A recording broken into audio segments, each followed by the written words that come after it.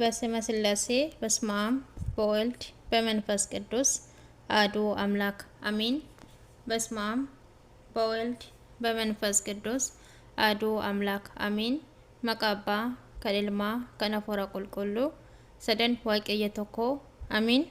jaalatamtoota fi kabajamtoota maatii waaqayyo bakka jirtanii fi biyya jirtanitti nageenyi jaalalli araarri kiristoosiniif yaa baay'atu amin.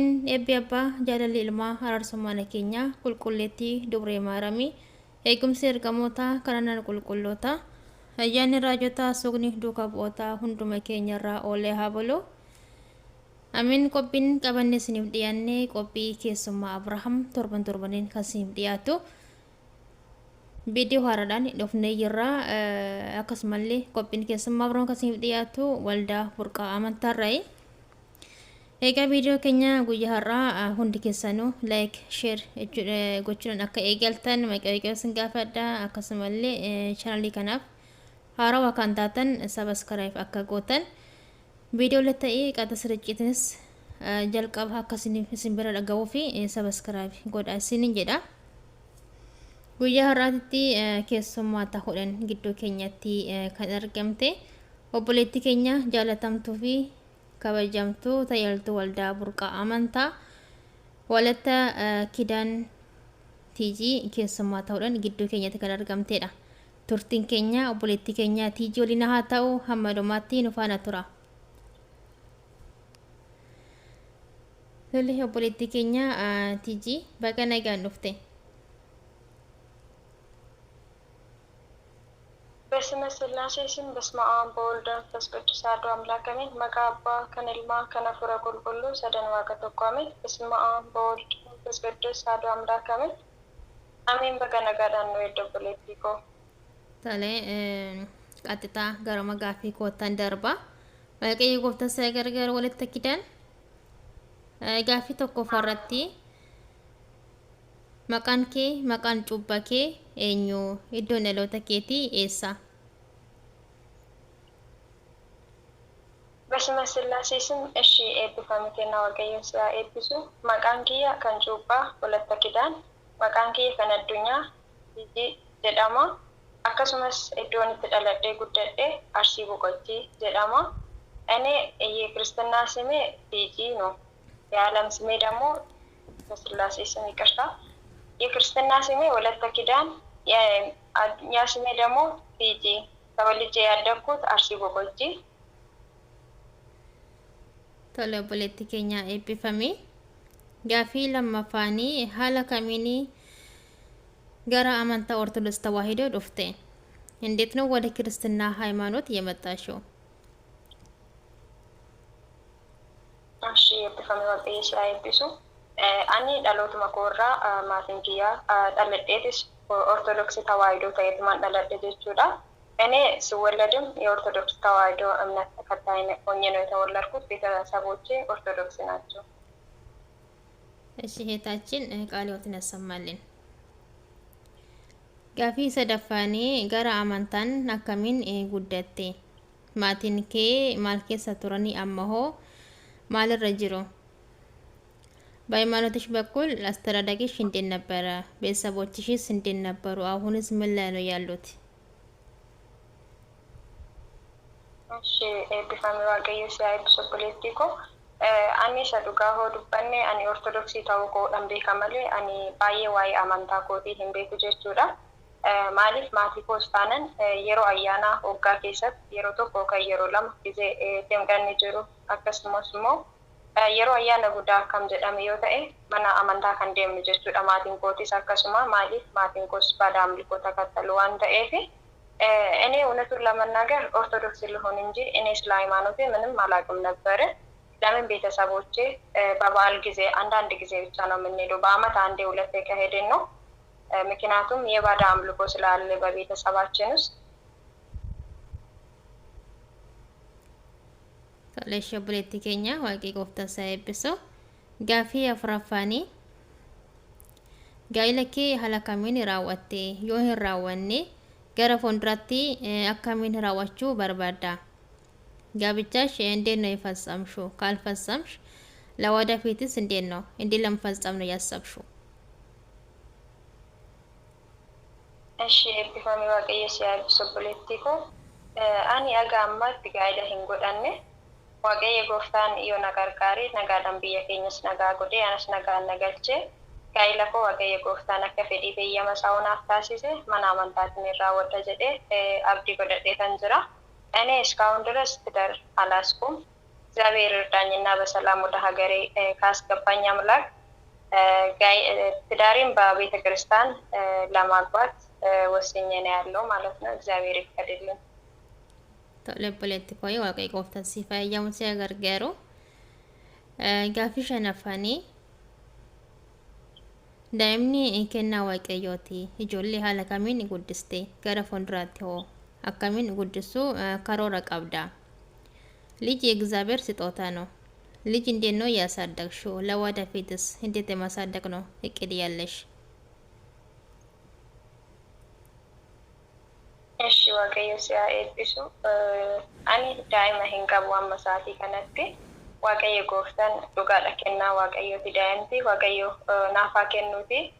Akkan ofii guddadhetti osoo hin taane daa'ima koo waa'ee amantaa isaa barsiisee waa'ee waaqaa baratee sagalee waaqayyoo barsiisee akka inni guddatuun barbaada. Akkasumattis guddisuudhaaf karoora qabadhee jira. እኔ እስካሁን ልጅ የለኝም።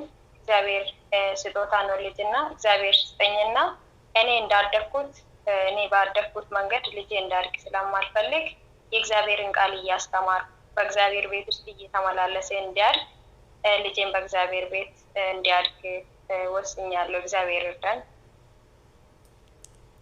ተለበለቲ ከኛ አበቀይ ጎፍተን ሲያገርጋሮ ጋፊ ጃፋኒ ካን ቤሌፊ ካን ዶበት ዮኪኒስ ካን ረካቲ ገርጋርቴ ቢክታ ገረ ፎንድራቴው በረካት ከነረቲ ሂርማቹ ያደቀብዳ የተራበውን መተጠማ ወይንም የተቸገረ ረርተሽ ታውቂያለሽ? ለወደፊትስ በዚህ በረካት ላይ የመሳተፍ እቅዳለሽ? እሺ አመሰግናለሁ እህቴ። አኒ ዱጋዮ ዱበኔ ከነ ዱራ hirmaadheen beeku eegamma bara kanarra dhufe yaው hirmaadheetan jira galanni waaqayyo dhafaata'u ammas kara fuulduraattis immoo nan hirmaadha jedhee abdiin qaba። እኔ ከዚህ በፊት አልተሳተፍኩም ነበር። ነገር ግን ወደዚህ ማህበር ከመጣሁ በኋላ እግዚአብሔር ይመስገን ተሳትፌያለሁ፣ በረከት ተካፍያለሁ። ወደፊትም ለመካፈል ወስኛለሁ ማለት ነው። እሺ እህታችን ቃልዎትን ያሰማልን። ጋፊ ቶርበፋኒ አብርሃም ዮኪንስ ኬስማ አብርሃም ጀቹን ማል ጀቹዳ አብርሃም ወይንም የአብርሃም እንግዳ ማለት ምን ማለት ነው? እሺ ኤብቢፋሜ waaqayyoon si haa eebbisu. Abrahaam jechuun abbaa saba hundaati, abbaa maatiiti. Abrahaam jechuun nama baay'ee keessummaa jaalatudha. Akkasumas yeroo hunda nyaanni isaa kan nyaatu keessummaa wajjinidha.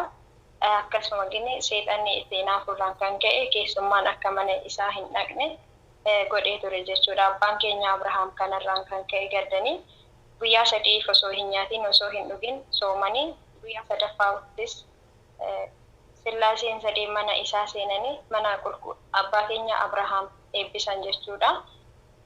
የአብርሃም እንግዳ ማለት አብርሃም ማለት የሁሉም አባት የሆኑ አባት ናቸው። እንዲሁም ሰውን የሚወዱ እንግዳን የሚቀበሉ አባት ናቸው። ሲበሉም ሲጠጡም ከእንግዳ ጋር የሚበሉ የሚጠጡ ናቸው። ነገር ግን ሰይጣን በዚህ በመቅናት እንግዳ ወደ እርሱ ቤት እንዳይሄድ ስላደረገ አባታችን አብርሃም በዚህ አዝኖ ለ3 ቀን ሳይበላ ሳይጠጣ በጾም ነበር ሲያሳልፉ የነበሩ። እንዲሁም በሶስተኛ ቀን ሶስቱ ስላሴዎች በአባታችን በአብርሃም ቤት ገብቶ የአባታችንን የአብርሃምን ቤት ባረከላቸው ማለት ነው። እሺ እህታችን ቃልዎትን ያሰማልን። ጋፊ ሰደታፋኔ ብየትስ ተኤ ብያ ደለቲ ገራ አማንታ ኬቲን ዋንቲ ሲሞደተ ጅራ ሀገር ውስጥ ሞሽ ከሀገር ውጭም በሃይማኖትሽ በኩል ያጋጠመሽ ነገር አለ?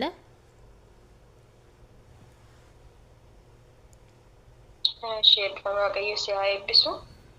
Ani biyyatti galata waaqayyoo homtuu nan mudanne karaa amantaa kootiin Yaa kana jiru biyya ormaati waan ta'eef asumatti dhiyoodhuma kana jechuudha yeroo mana bira hojjedhutti madaamiin koo masqalii waan irratti agartuuf baay'ee hin jaallattu jechuudha. Innaa lama taanii guyyaa tokko obboleeyyan lamaan dhufanii kushiinaa keessattu masqalii kee ofirraa baasii haati keenya nama jabduudha waan taateef masqalii arguuf hin jaallattu musliima malee kiristaana hin fiddu haati teenya ምናምን naan jedhan baay'ee natti dhagahame jechuudha. Natti dhagahameetanii amma fakkeenya isin odoo shaalii ajaaba keessan ofirraa fuudhati deemaa isiniin jedhanii deemuu ni dandeessu hin jedhe hin danda'u akkamittan deemanaan jette. Anis akkasuma immoo mahatabii koo ofirraa mureetoo deemuu hin danda'u hojii kootaan dhaaba malee hin jedheeni inni ሀገሮኛ እግዚአብሔር ይመስገን በሃይማኖቴ በኩል ምንም ያጋጠመኝ ነገር የለም። ያለሁት በስደት ስለሆነ የመዳሜ ልጆች አንድ ቀን ወደ ኩሽና መጡና መስቀልሽን አውጪና አስቀምጪ ስትሄጂ ወደ ሀገርሽ ታጠልቃለሽ እናታችን መስቀል ማየት አትወድም የምታመጣ ሰራተኞቹ ድሮ ሙስሊም ነበሩ እኛ ግን ክርስቲያን አመጣን ስትልኝ በጣም ተሰማኝና አንቺ የምታለብሽውን ሻርብሽን አውልቀሽ ያለ ሻርፕ መሄድ ያለሽ ስላት አልችልም እንዴት ነው የምሄደው አለች።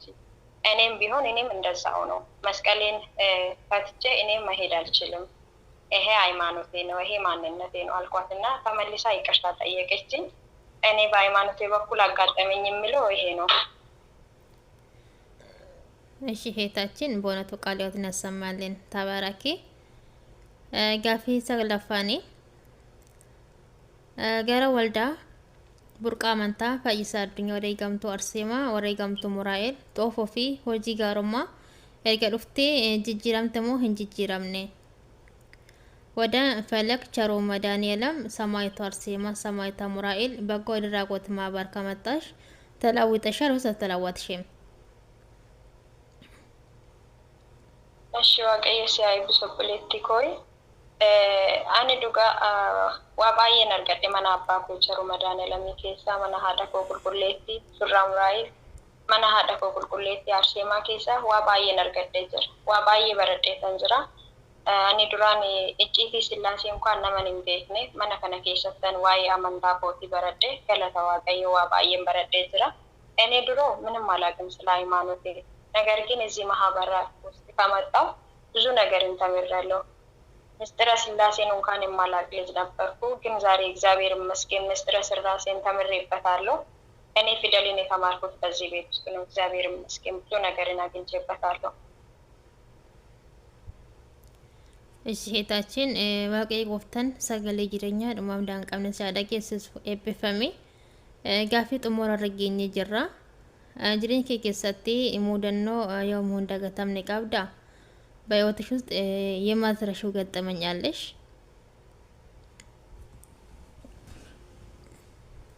እሺ ዋቀየ ሲያኤብሶ ገሩ እንጣበሙ ያኔ ያደረው መስዋዕት ከነቴ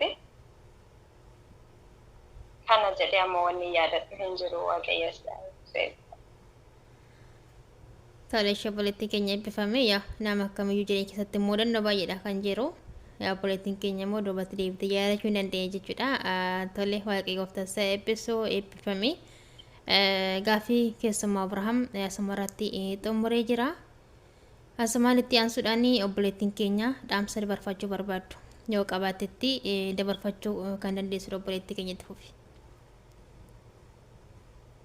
እሺ ኤፒፈሚ ዋቂ ኤፒሶ ጨራና አፍከኑ ከስ ፖለቲኮ ani wanti numarratti jechuu barbaadu yaa'u namni waanuma ofii argate namaaf qooda hundumti keessanumaati waaqayyo warri mana kana keessa jiru bakka kamittuu jiraattanii rakkina hedduu keessa jiraachuu dandeessu biyya gaafa galle nutti mijachuu baachuu danda'a wantuma kamuyyuu har'a biyya ormaa keessa teenye tooyi cimnee waa'ee amantaa keenyaa baruu qabna akkasumas immoo barakatii qooddachuu qabna maaliif fedha foon keenyatiif olii gadi kaanna nuti fedha foon keenyatiif jenneeti kan biyya keenya baane waaqayyoon immoo carraa kana nuuf kennee jira waan ta'eef fedha foon keenyaa duubatti dhiisne fedha lubbuu keenyaa kan jireenya keenya bara baraa ittiin jiraannuuf jennee barakatii akka qooddattan akka qooddanus siniin jedha akkasumas immoo qorumsi natti baay'ata jennee mana waaqayyoo keessaa fagaachuu osoo hin taane mana waaqayyoo keessatti deddeebi'aa waaqayyootti rakkina keenya yoo himanne furmaatanii argannaa jechuudha. Amantaa ofii barachuu jechuun dhugaa waan guddaadha. Namni amantaa malee hin bareedu, namni amantaa ofii hin beekne homaa faayidaa hin qabu jechuudha. እኔ ማለት የምፈልገው በመጨረሻ ብዙ ፈተና ሊያጋጥመን ይችላል። ነገር ግን ከሀገራችን የወጣነው የስጋ ፍላጎታችን ወይ ደግሞ በዚህ ምድር ላይ ስንኖር የምንኖርበትን ነገር ለማሳካት ብለን ነው።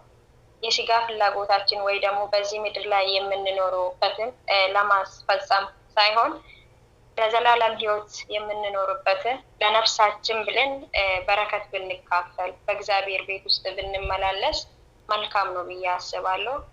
አመሰግናለሁ እድሉ ስለሰጠሽኝ እህቴ። ተባረክ፣ እግዚአብሔር ይባርክ። እሺ እህታችን በእውነቱ ቃለ ሕይወትን ቃለ በረከትን ያሰማን። እህታችን ተባረኪ። እንግዲህ የአብርሃም እንግዳ ፕሮግራማችን የዛሬ ይሄን መስል ነበረ።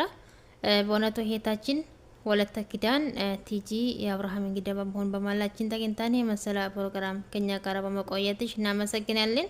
ስላሶች የአብርሃም ቤት ገብቶ እንደባረኩ ያንቺን ቤት ገብቶ ይባርኩ። የአባታችን የአብርሃም በረከት አይለይሽ። በእውነቱ ቃለ ሕይወትን ያሰማልን። ተባረኪ። ዛሬ የአብርሃም እንግዳ ፕሮግራማችን የመስል ነበረ። እስካሁኑ ሰዓት እስከ መጨረሻ ከኛ ጋር የቆያችሁ ሁላችሁም ቃለ ሕይወትን ቃለ በረከትን ያሰማልን። ተባረኩ። በዚሁም የማህበራችን አባል ሆናችሁ ጥያቄ ካላችሁ የአብርሃም እንግዳ ጋራ አስመልክተው ጥያቄ ካላችሁ ኮሜንት መስጫ ላይ መጻፍ ትችላላችሁ። ጥያቄያችሁ ከ5 በላይ ከሆነ ለጥያቄያችሁ መልስ ይዘን የምናቀርብላችሁ ይሆናል ማለት ነው። ስለዚህ ሁላችሁም ጥያቄ ያላችሁ ጥያቄን መጻፍ ትችላላችሁ ማለት ነው። ምክንያቱም ሰው ከሰው ብዙ ነገር ይማራልና እዚህ ጋር ደግሞ እንማማር ብዙ ጋር ስለምናገኝበት ሀሳባችሁን መግለጽ ትችላላችሁ ማለት ነው። የአብርሃም እንግዳ እንግዲህ ያቀረብላችሁ ከፈለክ ሃይማኖት ማህበር ነው። የዛሬ ፕሮግራማችን ይሄን ይመስል ነበረ። በሳምንት በሌላ ቪዲዮ እስከምንመጣ ድረስ መልካም ሳምንት ይሁንላችሁ። እናመሰግናለን። በሰላም አነሳስላስ ጀምሮ ያስፈጸመን የአባቶቻችን አምላክ ዛሬም ዘወትርም ስሙ የተመሰገነ ይሁንልን። አሜን። ምስጋናና አምልኮ ክብርና ውዳሴ ለአምላካችን ይሁን። አሜን።